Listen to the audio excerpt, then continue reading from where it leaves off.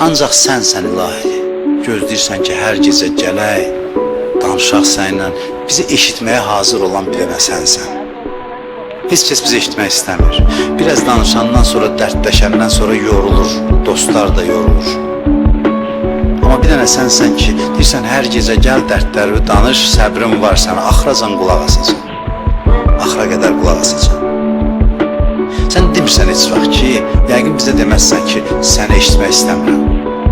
Yəqin ki, belə deməzsən. Sən heç vaxt məndən üst çevirməyən dostsan.